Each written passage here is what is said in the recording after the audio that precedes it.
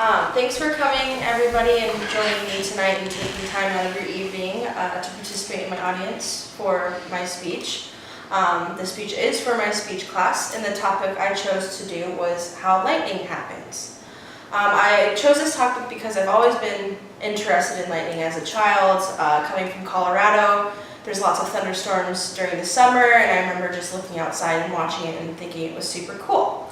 So, which brings me to the video that I would like to show you of the impact and the power that lightning has and why it's dangerous to be around.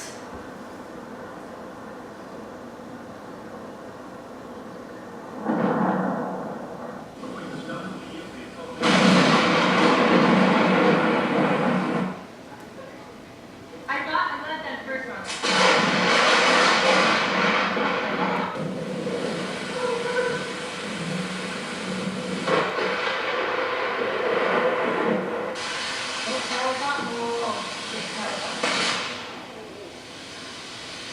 Holy cow. My hair.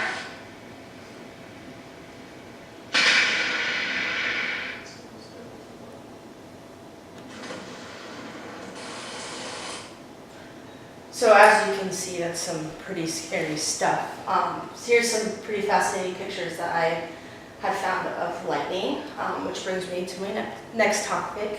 I'm sure you guys have heard of Benjamin Franklin and his famous kite experiment.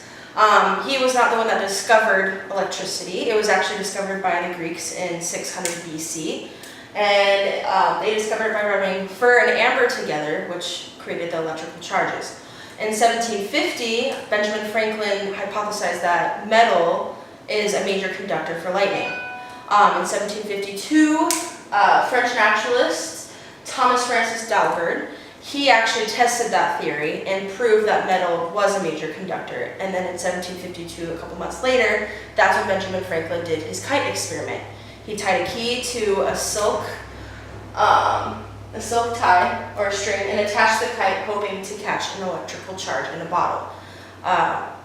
We're not sure if it actually happened, but that's just what they say. Which brings me to my next slide on what causes lightning. Now, when the ground is hot, the heat rises into the air and collides with the cooler above. And when that happens, temperatures are below freezing in the cloud and the water vapor turns into ice particles. And when the ice particles are large enough, they bump into each other, which creates the electrical charges.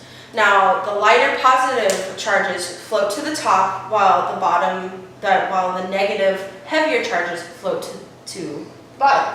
So that's when you get the intracloud lightning right here. And then as the ground is positive, which attracts the negative charge to the bottom of the cloud, this electricity causes the electricity to move from the cloud towards the ground, creating a visible fork of lightning. So that's what you see when you're looking up into the sky, is a visible fork of lightning coming down. So I want to do a little demonstration with you guys. I have this little really cool thing. I know you guys have seen this before, but inside is all the negative. So you can see that it's attracted to all the positive on the outside. So if you touch your finger, it's directly attracted to you because we are the positive.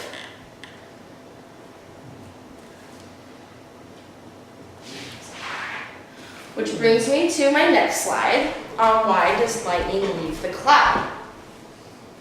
So the ground obviously is the positive charge and the bottom of the cloud is the negative charge. So the lightning wants to focus on anything on the ground, especially tall items. And the lightning's goal is to find the closest route to the ground to be able to be able to bounce back into the cloud. The tallest item is the most attractive. So tall trees, tall metal objects, people, mountains, even buildings and houses. So, which brings me to my next slide. Where are some dangerous places to be during a lightning storm? You can see this is a golf course. Golf courses are probably very, very dangerous, especially with the open area and the pole that's sticking out of the putting green. This is an example of what happened when a lightning struck the pole. And any tall trees, because of the moisture that's within the tree, is a good electrical conduction for lightning, plus the trees are tall. Beaches, pools, lakes, anything with big water resources are dangerous because of the minerals that are already in the water and the metallic solids. Metals are obviously the major conductors.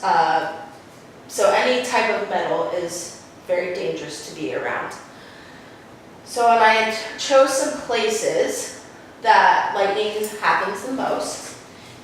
Florida, Dominican Republic of Congo, Northern South America, Venezuela, Argentina, and the Himalayas, and Indonesia.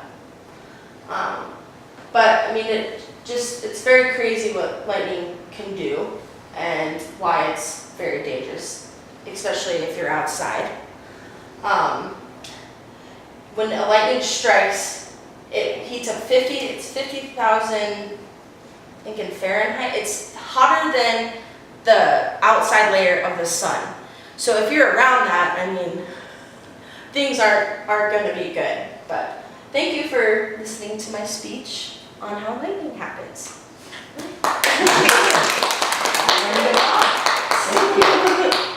We've had 2 trees in Texas hit my, That's almost scary. the front corner, because we had a pie-shaped lot.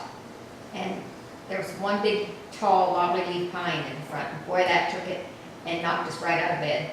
Wow. It's scary. And then my dad lived on the golf course later on, and it hit one of the trees at the end of his property on the 9th hole at the golf course. Yeah.